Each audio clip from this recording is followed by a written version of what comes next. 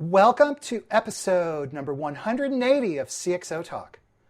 I'm Michael Krigsman, and today we have the good fortune and pleasure of speaking with Linda Boff, who is the Chief Marketing Officer of General Electric. And we're going to talk about digital transformation and the Internet of large machines and all kinds of exciting topics.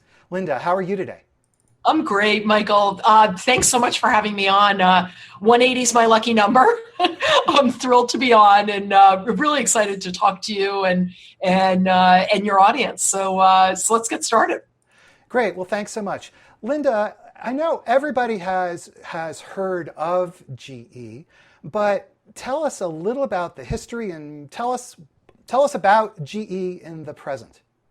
Yeah, so you're absolutely right. I mean, GE is 124 years old. We sort of like to think of ourselves as the world's oldest startup, if you will. We were founded by somebody who most people know, Thomas Edison, who invented and really more famously commercialized the light bulb. We're a company that's in 170 countries. We've got well over 300,000 employees. We're in big industries like health and energy and transportation through locomotives and aviation. I think the interesting thing about GE, particularly as a marketer, is not that people don't know GE. Our awareness is high, particularly in a country like the United States. We really want people to understand GE and who we are in 2016 and the company that we've become. And in the last 10, 15 years, our chairman, Jeff Immelt, has really transformed the portfolio of the company. And, the three industries I mentioned, rail, aviation, so that's transportation, health, and energy, are the focus of the company. But what I think is really interesting, and you and I are going to obviously be talking about this a lot, is that, GE's been a kind of company that makes things. Today, we're a company that makes and connects things. And we use the term GE as a digital industrial. We talk about the industrial internet, the internet of really big things, connecting big iron and big data. So, the GE that we want people to know is a company that's a digital company as well as an industrial company. That's a big change from the company that we've always been. So digital transformation, we hear that term a lot, and you've just alluded to some of the components or the characteristics of digital transformation, meaning connecting things. And so can you describe digital transformation at GE? What does that mean for you in this huge industrial complex? Yes. Company, I meant to say. Company, corporation, all of those things, all of the above, right? So, here's what it means. Today we've got great machines that help to power the world, that help to create renewable energy, that diagnose in hospitals. But the world that we're imagining is a world where those machines talk to each other and where big sets of machines, big sets of turbines can share information. So imagine, Michael, a jet engine that can tweet and tell you that it's time to come off engine, that it's time to be serviced. Imagine what we call a digital twin. And a digital twin very simply is, if you're running a wind turbine farm and you literally have a digital imprint of that farm, and therefore when the machines are their most productive, when the machines need to be serviced, think about how much more productive you can be. So when we think about digital industrial, and we think about the industrial internet, we think about a world that's more productive. We think about a world that's more efficient. We think about fuel savings. And again, in our world, GE operates in a world of scale. So you save a mile of fuel for a big railroad, it's worth millions and millions of dollars. So, we get, as you can tell, really kind of giddy talking about what a connected ecosystem of machines looks like. I mean, we think, and the industry thinks, that the industrial internet will be bigger than the consumer internet. So that's a lot to get excited about. Some people sort of call it Industry 4.0, right? The next big industrial revolution. So this change that you're describing, connecting these large machines and adding a layer of data and analytics to these large machines, obviously there are major implications for the technology. But from a marketing perspective, you're after all the CMO, Linda. From a marketing perspective, what does this mean for how you tell the GE story and for marketing at a company like General Yeah, Electric? no, I mean, so much, right? I mean, I often say, so I'm going to kind of take a step back, Michael, if it's okay. I often say that when we talk about GE, we can show up a couple different ways, right? We can show up as a company, and I sort of did this myself as you first asked me about GE, and sort of give you our facts and figures, right? We're in this number of countries, we've got this number of employees, we're in these industries, and that's all true. What we try to do as a brand, and this will kind of get into how we're now talking about the company as a digital industrial, is we try to talk about the brand in ways that are really human, really accessible, candidly a bit unexpected. People expect GE to be a certain way. They expect us to be a big company. We are a big company, but we're a company made up of fantastic individuals who are passionate, who really are on a mission to make the world work better. So when we think about how do we market digital industrial, it can be a little bit of a mouthful, right? So how do you make that real? So one of the things we did, and this goes back now to last fall, so I guess we're coming up on a year or so, is we thought about how do you take this idea of being a digital industrial company and just explain it, unpack it a little bit. And so we challenged our agency. We've been with an advertising agency called BBDO for 90 plus years, talk about powerful relationships, to help us figure out a way to tell the story. And we've done it in a way that's pretty simple, which is, Michael, I hope you're seeing me. I'm getting a blue screen. No, you look great. Okay, good. I'm going to just keep talking and, hopefully all's good. So we created this character, a developer named Owen, and we shot a series of films with Owen in situ, with him trying to explain to his parents, to his friends, to some fellow developers, what does it mean to be a digital industrial? And frankly, he did this by talking about a new job that he had gotten at GE. And the new job was to be a developer. And his parents kind of, comforted him, and his friends sort of made fun of him. And, it was this very droll, self-deprecating, and frankly, almost humble way to be talking about what we're doing. And then we kind of ended the film by saying, GE, a digital company and an industrial company. Funnily enough, we didn't do this as a way to recruit people, but it turned out to be a recruiting powerhouse with, recruiting up like 800% since we launched these. So, that's one example. I'd say the other thing, and again, we can, take this wherever you want to go, is, we really try to market in the most digitally innovative way that we can. So as we become a digital industrial company, we're also trying to behave in marketing the way a digital industrial company would. So what does that really mean? It means that we try to be first, often, and certainly we try to be incredibly innovative on new platforms, and that might be anything from creating our own podcast, to using virtual reality, to being on Vine or Instagram, or all kinds of new channels like Poncho and Micmac and others. So that's a little bit of what we try to do in marketing. And we have a comment from Jill Rowley, who is watching, and she's the queen of social selling, and she says she loves Owen. So you're this enormous company, and so I find it very interesting that you say that you're trying to be first on these various platforms.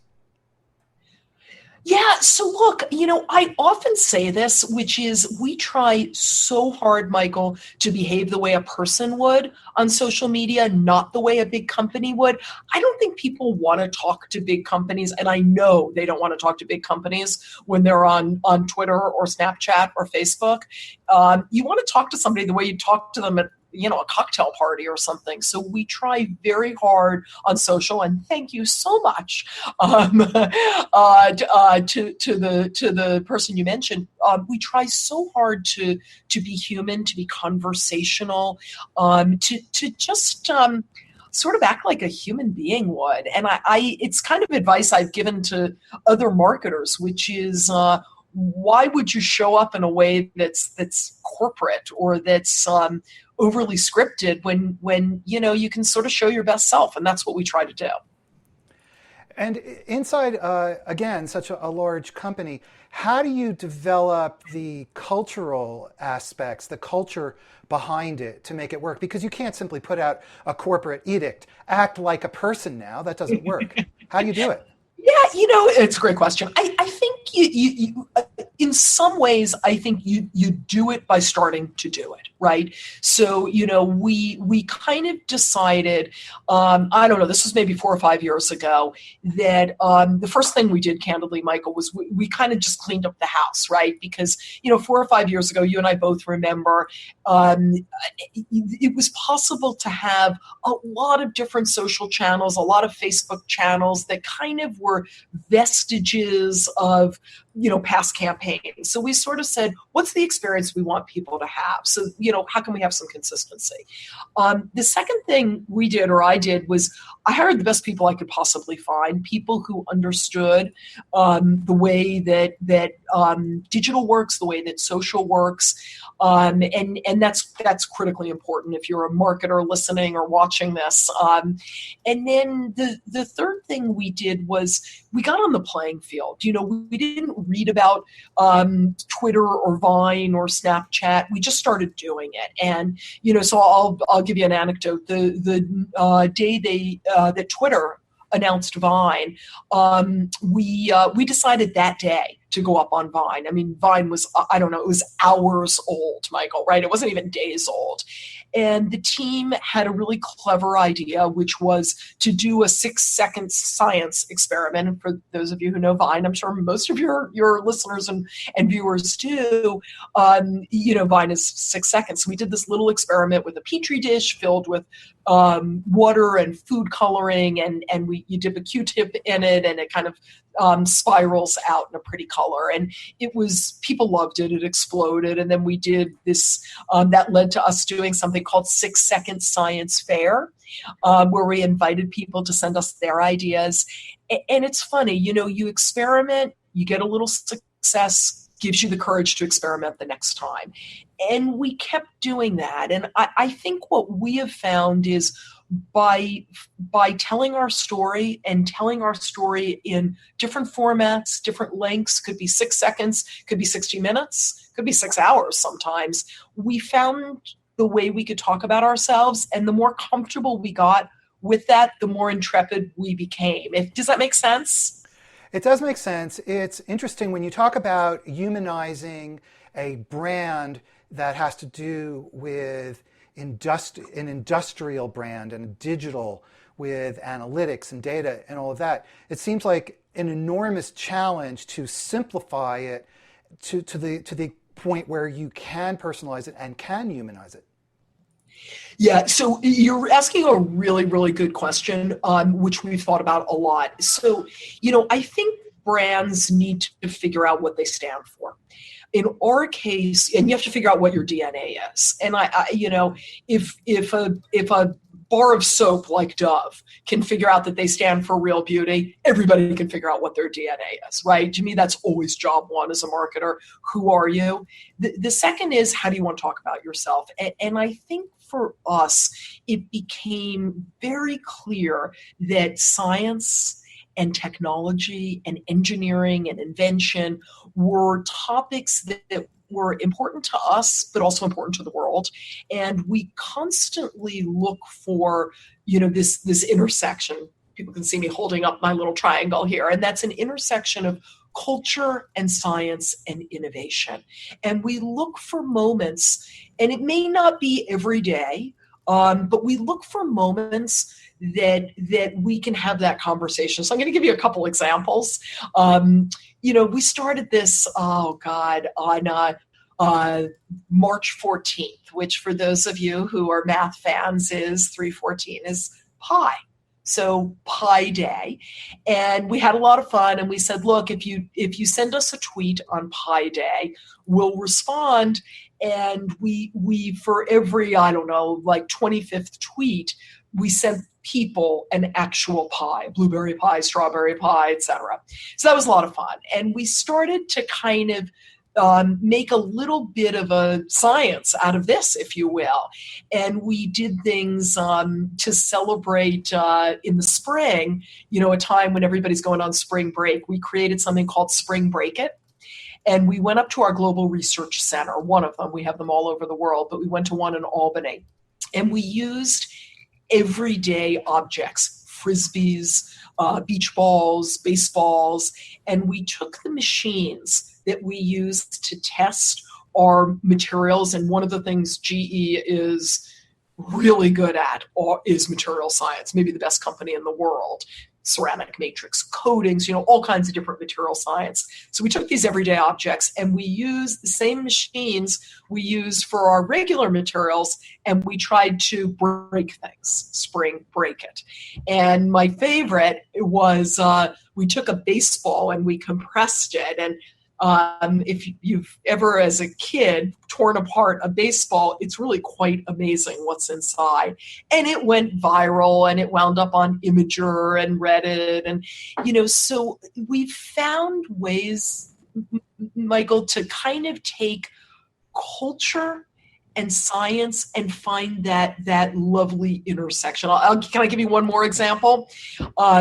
Because it's such a fun one, and it's one that sort of speaks to something else we try to do in marketing, and that is reach new audiences. GE, because we've been around for 124 years, I think a challenge is how are you relevant every day? And how are you relevant to new audiences? So we thought about, okay, how do we take a moment, and in this case it was the 45th anniversary of the moon landing. Neil Armstrong, Buzz Aldrin landed on the moon two summers ago, I think. And we took the moon boot, and GE was part of the moon boot. Our silicon carbide was in the iconic boot. First step on the moon, first step for man, giant step for mankind, we all know it. And we recreated them as a pair of sneakers, a pair of kicks. But we did it with our current materials, silicon carbide, and literally the materials that we use. And we worked with a media partner called Thrillist, and we created these actual sneakers. We put them on sale the day of the moon landing. Actually, not just the day, the minute of the moon landing. We put them on sale for $196.69, 1969. And they sold out in, 7 minutes or something. And they're on sale. They may still be on eBay for about $4,000 or $5,000. So, why am I telling you this story and your listeners? I think it's because, when you're a company like GE that makes very big and very important technology, and now technology that's being digitized, how do you make what we're doing every day? How do you make it relatable? How do you make it tangible? A lot of what we do, wonderful as it is, you take for granted. You take your electricity for granted until it goes out. So by doing something as tangible as a sneaker, we made ourselves very real. We appealed to a new audience, in this case, sneakerheads, which is quite a large audience, I've learned. So just a fun example of how we've tried to bring the brand to life. And what are your reasons for wanting to present yourself almost as a consumer brand, given the fact that you're selling large industrial equipment? Yeah, I love this question because I believe that all of us, you, me, the CEOs of the companies that we sell to, everybody is a consumer. People don't log on to a different internet at night because they run Shell or Exxon or CSX, right? So, today information is so distributed. Once upon a time, not all that long ago, marketers could reach just about everybody they wanted to on 3, 4, 5 networks. It's pretty easy. I mean, God, maybe it would have been fun to be a marketer back then. I actually think it would have been boring, but nonetheless, today, how we all absorb content is so distributed. Now, I'm not saying that, the CEO of one of our airlines is looking at Snapchat every night, but we believe that by taking our content, making it approachable, making it interesting, making it relatable, and then, and this is the other important part, putting it in the places where the right audience can find it, that's the way you market today. And, you and I both know this. Facebook has what, 1.5 billion, 1.6 billion or so people who are on the platform. Facebook is the single best performance tool out there. It's a pretty good social media tool, but if you want to reach just about anybody, you can target them on Facebook. You can target them on LinkedIn. So, we are looking to create content that tells our story. And then we're looking to distribute it in a way that matches how people are spending their time, and then to layer on top the data, the analytics, to be able to sort of super target them. If does that make sense? Yeah. So you're very much into segmenting by these different types of audiences. And so where does social, in your marketing efforts, where does social figure relative to, say, television or other channels? Yeah, so look, we are steadfastly committed to being where people are spending time. Today, people still spend time watching television. We believe that where they spend time watching television is less important in some ways than where we have the greatest likelihood for them to not skip our commercials. So the formula we've tried to put together is one where we're looking for an audience that is likely, or at least not unlikely, to skip what we're putting on air. So that puts us someplace like Sunday Night Football, a live program where people tend to not DVR a football game. They're only, 16 weeks a year. So when we're on television, we look at live programming or late night. Those are our two favorites. But as I said before, as people's time gets distributed, our media gets distributed. So the percentage of weight, the percentage of money that we put on digital only goes up, because the percentage of time that people spend on digital is only going up. At the moment, people are still watching television, and we will be on someplace like Sunday Night Football till they stop watching Sunday Night Football, at which point we won't be there anymore, right? That's a bit of how we think about it. Now, I know that storytelling is very important to you and to GE. So maybe can you talk about that aspect, and how does social media fit in? How do all the pieces fit together regarding storytelling? Yeah, no, it's thanks. That's a good question. So maybe I'll give you two different examples if it's okay. And if I'm giving you too many examples, you'll just say, we love examples. Cut. What we try really hard to do is to find ways to talk about our technology, what we're doing in terms of digital industrial, but frame it in a way that's inherently interesting, that has an emotional arc to it. And so I'm going to give you, first example is something that we did rather recently called Unimpossible Films. And the idea here was we took popular idioms, a snowball's chance in hell, catching lightning in a bottle, talking to a wall.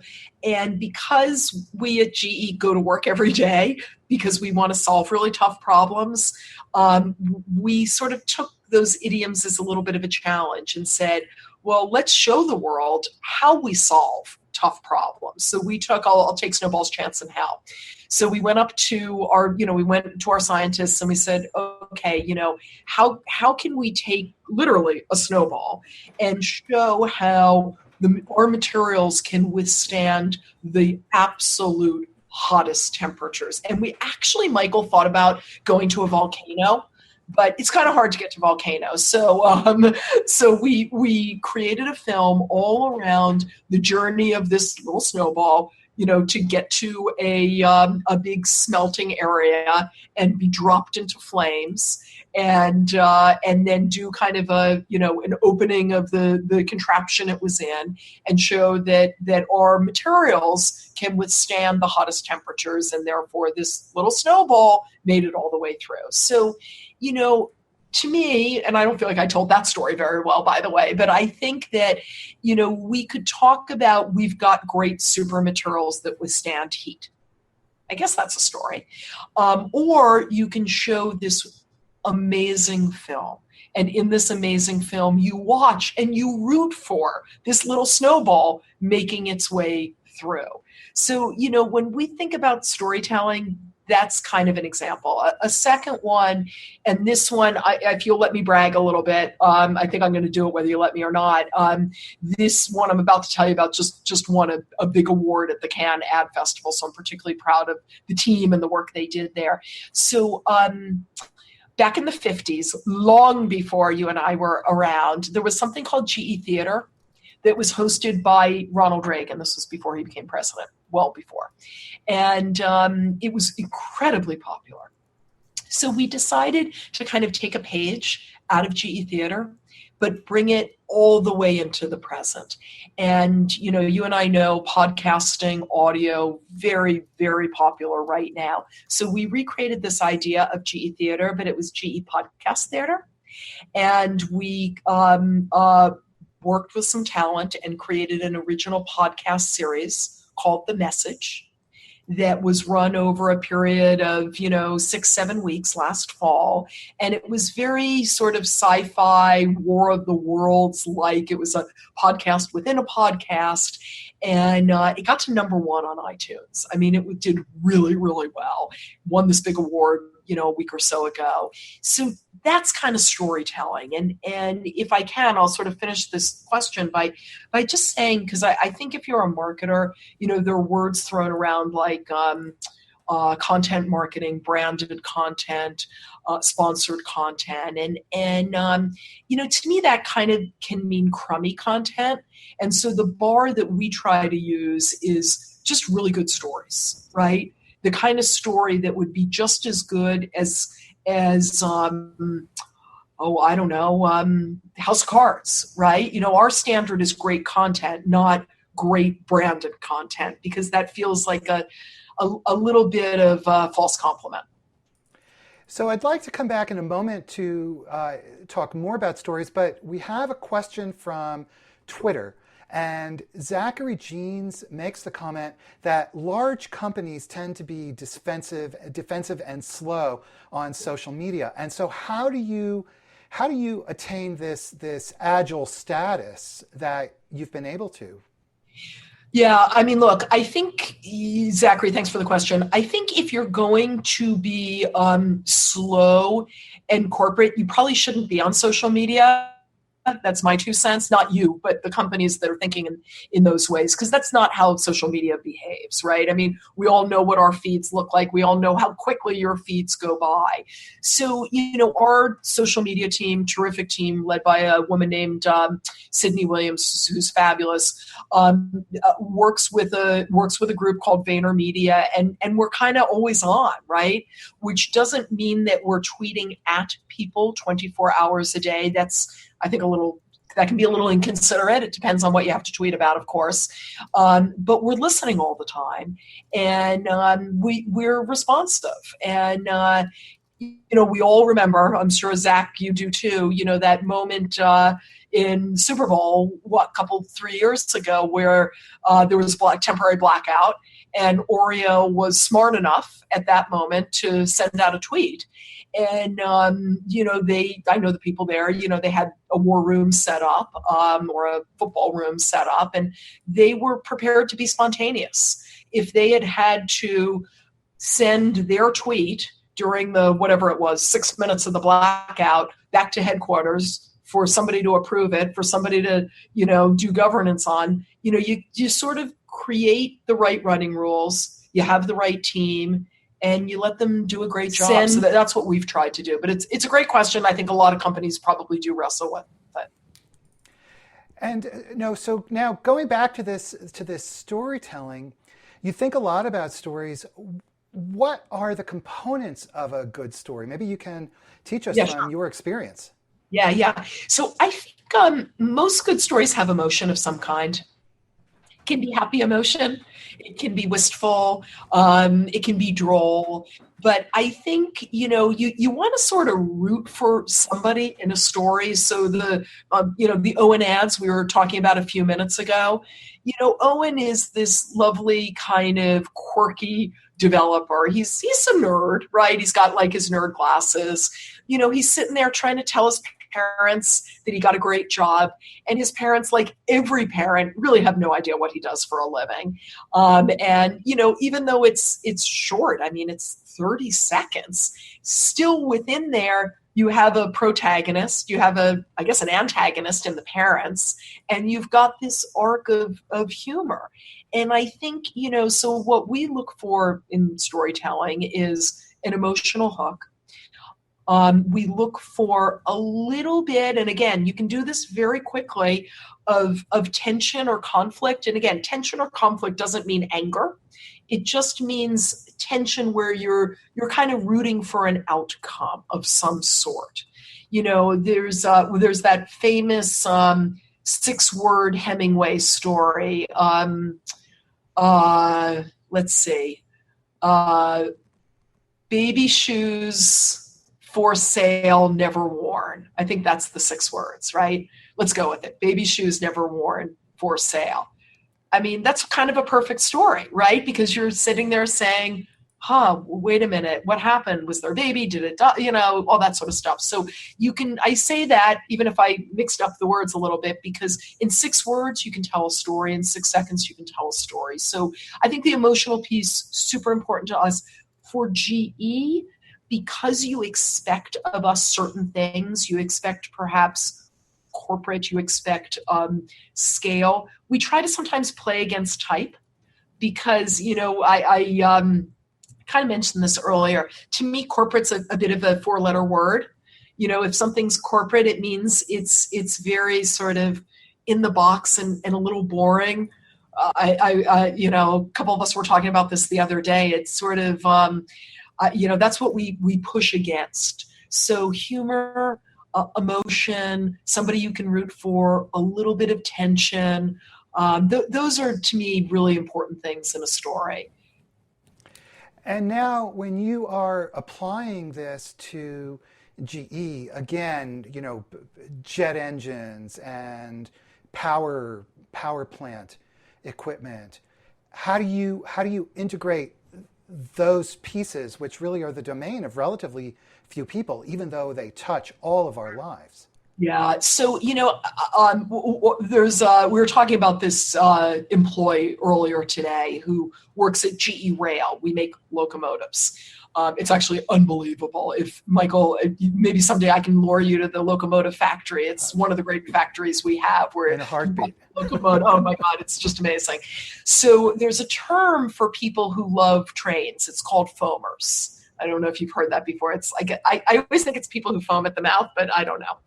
So this gentleman who works at GE, I think he's 2nd or 3rd generation GE, and every weekend he takes his kids out and they bring long lawn chairs and they go and they love trains so much. They're such foamers that they sit and they watch the trains go by on a Saturday afternoon, and they sort of make a picnic out of it. And I tell you that in part to answer your question because there are super fans of some of what we do. right? So there are people who just become 8-year-old boys. I become an 8-year-old boy when I go to our GE Rail factory. But there are people who just absolutely melt at things like trains and planes. And there's sort of this natural audience there. And whenever we can, we try really hard to play into that because it's a genuine passion point. It's like being a fan of Real Housewives, right? These are fans of planes and trains. The other thing we do, which again I think it's finding passion points. Maybe 4.5, 5 years ago, GE went up on Instagram. So again, back to this idea of, early to discover. And we did it because, to your point, so much of what we do, these machines, are not necessarily in your life or my life, but there's a nobility, there's a majesty to machines. And we kind of, forgive me, wanted to show, big ass machines out in the open. So we that sort of became the beginning of our Instagram feed and is still very much a steady part of that diet, which is showing beautiful wind turbines, showing a Yenbach machine, this big biomass turbine. We show them, around the world. We invite people to do Insta walks, to walk through our facilities. So, I think it's a little bit of what you and I have been talking about, right? Some of it is how do you show, how do you sort of tap into the inner nerd, the inner geek, and get people excited about, what it is we produce. Sometimes it's about telling a story and telling the outcome of that story. What happens we shot films, for instance, of a young boy taking his first ever ride on an airplane in China. Sometimes it's the people who are using our technology. There's a doctor in Japan who uses a jet ski to get to his patients. He jet skis between islands, and he has a GE piece of equipment, a handheld ultrasound called a V-scan. And, because it's very light, he can jump on his jet ski and, pardon me, that's how he uses this to offer ultrasounds to people in remote parts of the area. So I don't think there's one way that we try to sort of tell the story, but we do try to make the invisible visible in our storytelling. We have another question from Marcia Elaine Walker.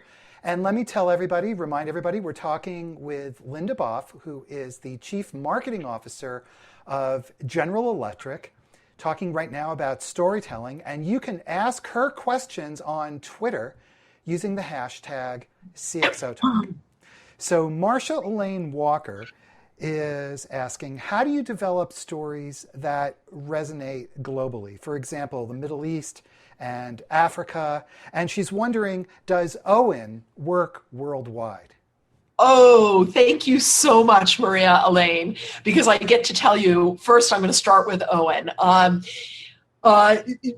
So your question is a really good one. The hardest part I often find of what we do is to figure out how to create stories that scale globally, but actually have a lot of local resonance and relatability. It is really a challenge. And so Owen is the great example. You kind of teed up this question for me, which is because this worked so well in the US, it's probably been our most effective campaign in at least a decade, maybe more, based on the response and, sort of the awareness that it drove. We decided that we could do this globally. So we went to France and we cast this delightful young woman named Sophie and created a film about Sophie as the developer in France. And it's working really well. We just launched it, a couple weeks ago. We're doing something similar in China. Obviously, in all of these instances, it's local language, it's local actors, it's local nuances, it's local in situ. Some ideas work that way, some do not. In the case of something I described a little bit earlier. I don't know, Marilyn, if you were on when I was talking about something called Unimpossible Films. But what we did there was we had an idea, a idiom, and make a film about this and how science debunks it. And we went to universities globally and said to engineering students, any students really, give us your idea. What's an idiom? And what's a scientific workaround that you'd like to see us bring to life? And we're going to take one of these and make an ad out of it this fall. So, we work to do it. I think, a couple other thoughts. I mean, I think you do need to pay a lot of attention to local nuances. It matters a lot. And at the same time, we are all in a world where many of the social platforms that we are on, LinkedIn, Facebook, Twitter, WhatsApp, or global platforms. So it's that combination of, taking advantage where you can take advantage of scale, but making sure that you're driving a relevancy that's culturally interesting and appropriate. So hopefully that's helpful to you. I appreciate the question. And we have another question from Jill Rowley again, who apparently is at a helipad in Maui. I wish we were at a helipad. Could we ask you the question? Could we come join you? That sounds good. And she said she was thinking about predictive analytics and maybe and using analytics for preventive maintenance. And I know that's a little bit off center from we were just talking about storytelling, but we have just a few minutes left, and maybe weave that into the picture because it's so important. Yeah, thanks so much for the question. I so wish I was you right now in Maui on a helipad. So so predictive analytics is really in my simple way of talking about it, about creating a scenario with no unplanned downtime. If you're in industry, whatever industry that is, and it could be operating a big food and bev facility or an elevator company or a health or transportation company, you really want to minimize your downtime. Downtime is bad.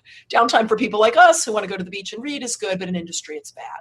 So what we've tried very hard to do, and I haven't really talked about this, but I will now, is to talk about how GE, through this industrial platform we've created called Predix, is helping to create what we call industrial strength. So if you're operating a helicopter company, let's go with where you are and sort of extrapolate a little bit, and you want to store your data, that data needs to be secure, like crazy secure. It needs to be able to hold maybe petabytes worth of data. So the platform that we've developed called Predix is designed for industry. And as I say, we talk about industrial strength, and we have been marketing this. In fact, I think have a kind of clever idea. We sort of do a bit of a roadblock every Tuesday. Tuesdays are the most productive day of the week, apparently. So we are running everything from cartoons to little crossword puzzles to radio ads. We've got some videos all talking about the importance of having an industrial strength cloud. And, a big piece of this, to your question, is about predictability, but predictability to drive the right outcomes. And I think that's increasingly the conversation we try to have as we are marketing what it means to be a digital industrial company. It's not just so that you can check the box and say you have analytics. Why do you have analytics? You have analytics so that you can optimize the amount of time you're performing well. That's what this is about. And you save time, you save energy, et cetera. So all of a sudden I'm doing a commercial. I don't mean to be, but that's kind of the way we think about predictivity, if you will.